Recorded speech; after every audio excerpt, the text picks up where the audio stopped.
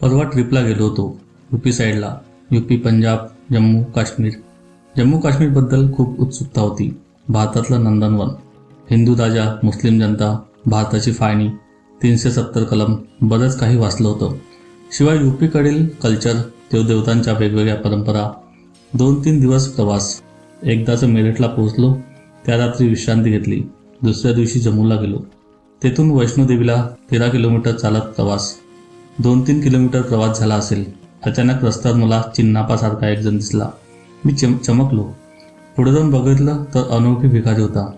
तसेच पुढे चालत राहिलो, पण चिन्नापा डोळ्यासमोरून हालत नव्हता. चिन्नापा हिवऱ्याचा, माझा क्लासमेट. डोळ्यानं अधू, तोंडानं बोबडा, शरीरानं अपंग. कसा तरी खुरडत तो शाळेत येई. पार शेवटच्या कोपऱ्यातील बाकावर बसे. त्याच्या शेजारी कुणीही बसत नव्हतं. शिक्षक पण त्याला लांबूनच छडी मारायचे. अभ्यासात सुमार, पण दिवसभर तो गुणगुणत असायचा आपल्याच तंद्रीत. आभाळाकडे डोळे लावून तो शाळेत असला काय नसला काय कुणालाच फरक पडत नसे. माझ्याशी तो कधीतरी बोलायचा. शाळा सुटली की परत द्यायचा. एकदा त्यानं अशीच वही घेतली, पण त्या दिवशी परत दिली नाही. उद्या देईल म्हणून मी गप्प बसलो. दुसऱ्या दिवशी तो शाळेतच आला नाही. असेच 2-3 दिवस गेले. मग मी त्याच्या घरी जायचे ठरवले. एका रविवारी मी आणि चंदू त्याच्या घरी गेलो. जुनाच मोडकळीस आलेलं घर. आई भाकरी करत होती. पहिल्यावर कालवणाचं डिचकं, तव्यात एक भाकरी, चुलीचा आर बाहेर ओढून त्यावर उभी केलेली दुसरी भाकरी.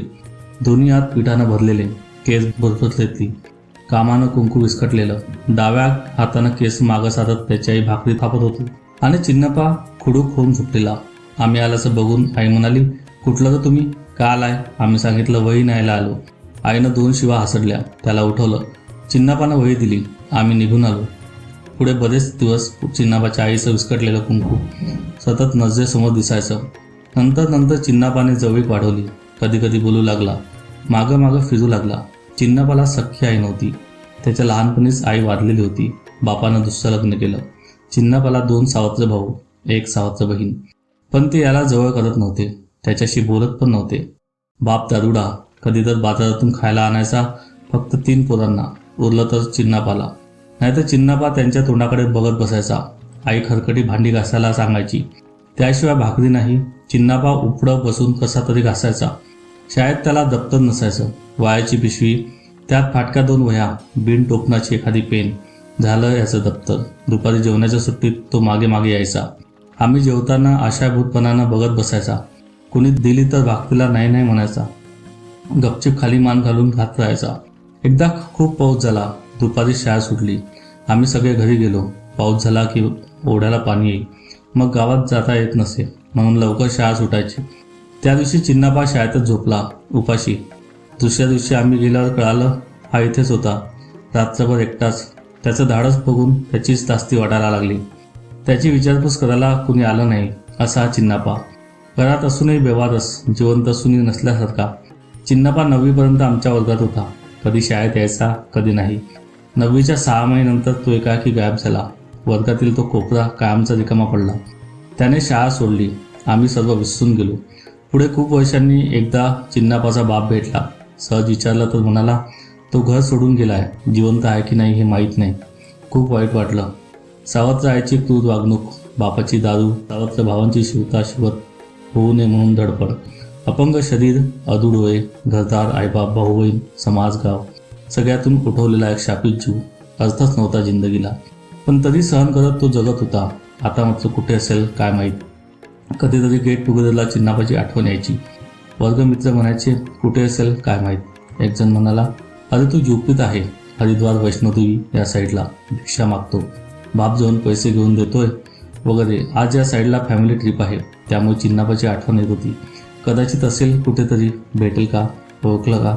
त्याची नजर असेल की पूर्ण गेली असेल, पण तो कुठेच दिसलाच नाही. ट्रिपच्या नादात माझ्याही नंतर लक्षातून चाललं गेलं.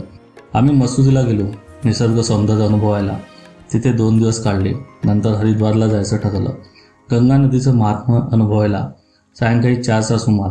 आभाळ दाटून आलेलं. आम्ही हरिद्वारला पोहोचलो. रूमवर साहित्य ठेवलं. गंगा नदीवर गेलो. ही एवढी गर्दी. नदीचं बर्फासारखं थंड पाणी. घाटावर उभा होतो. मातीचा कापूस, चणेपुटाणे, आईस्क्रीम, आभाळात उडणारे भोवरे, गाणी म्हणणारे भिकारी. आम्ही पुढे चालत होतो. थोड्या अंतरावर एक भिकारी गाणं म्हणत होता. दोन्ही पायाने ओपटी केलेली बरणी, त्यावर दोन्ही हाताच्या बोटांनी ढोलकीचा आवाज. क्या हुआ तेरा वादा या चालीचं सुधारलं गाणं. माझं लक्ष त्याच्याकडे गेलं आणि विजेच चमकली.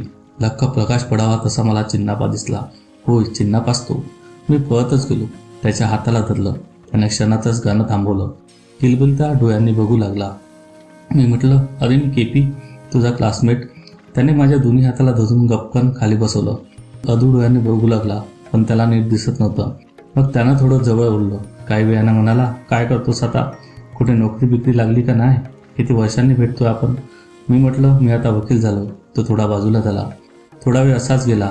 त्यानं त्याचं सगळं साहित्य गोळा केलं. बिन टोपणाची बरणी, हातराची सतरंजी, एक काठी, जर्मनची पाटी, मोगळ पोतं, हातातली 2 कडी, स्टीलचा डबा, गुंडाळून ठेवलेली मळकी लुंगी, सगळं झोळीत भरलं. झोळी खांद्यावर टाकून तो उठला. म्हणाला, या माझ्या मागोमाग. मी म्हटलं, अरे स्नान करतो, मग जाऊया. पण तो ऐकायला तयार नव्हता. म्हणाला, मी आता सोडणार नाही, चला लवकर. आम्ही चालत चालत मेन रोडला आलो. स्टेशन सोडून आणखी पुढे लांब गेल्यावर टॅक्सी उभी होती. दोघेही टॅक्सीत बसलो. टॅक्सी धावू लागली. थोडे अंतर गेले. मी विचारलं, कुठे निघालो? तो म्हणाला, घरी. माझ्या घरी, स्वतःच्या घरी. थोड्या वेळाने मी विचारलं, गावी का येत नाहीस? त्याच्या डोळ्यात ठसकन पाणी आलं. म्हणाला, नको जखमेवर मीठ टाकूस. मी बेवारस. कोण आहे गावाकडे? तो बाहेर बघू लागला. गार वारा सुटलेला, त्याची फाटकी कपडे फडफडलेली, आणि तो सांगू लागला, 6 मायची परीक्षा संपली आणि मला एका घरात कामाला ठेवलं. आई शाळा सोड म्हणू लागली. मी शिकण्याचा आग्रह होता, पण ते ऐकत नव्हते. एके दिवशी आई आणि भावानं खूप मारलं. रात्रभर उपाशी ठेवलं. दुसऱ्या दिवशी तोंडसुद्धा धुवू दिलं नाही. हाकलूनच काढलं. शेजारी पाजारी गोळा झाले, पण ते तरी काय करणार? मग मी गाव सोडलं. कुरडत दुसऱ्या गावी जायचं. कुणीतरी ₹2 द्यायचे. मग त्याचा भजीपाव घ्यायचा. कुठल्या तरी देवळात झोपायचं. पुन्हा पुढचं गाव. मजल दरमजल करीत इथं आलो. इथं मला आता 22 वर्ष झाली. पहिल्या 5-10 वर्षातच गावाकडे बातमी कळली. मी हरिद्वारला आहे. घर पण घेतलंय. मग बाप शोधत आला. गाठ पडल्यावर घरी नेलं. नवीन कपडे घेतले. 2 दिवस ठेवून घेतलं. जाताना हातावर ₹5000 ठेवले. म्हणलं, प्यायची कमी कर. त्यानंतर 1-2 महिन्याला गावाकडून कोणीतरी येत राहिलं. कधी बाप, कधी भाऊ, कधी सावत्राई, कधी बहीण, कधी कधी सगळं घरदार. आता गावाकडचं जुनं घर पाडून नवीन बांधलंय. लॅबच आहे. थोरल्या भावाचं लग्न झालं. त्यानं बायकोला यातलं काही सांगितले नाही. फक्त पैसे न्यायला येतो. मी पण कधी विचारलं नाही. बाप काही सुधारला नाही. उलट जास्त पितो. भाऊ काही कामधंदा करीत नाही. माझ्याकडे अधूनमधून पैसे घेऊन जातात. आम्ही जयदिकल गावात पोचलो. थोड्या वेळाने टॅक्सी थांबली. आम्ही खाली उतरलो. टॅक्सीवाल्याने पैसे घेतले नाहीत. न विचारताच तो निघून गेला.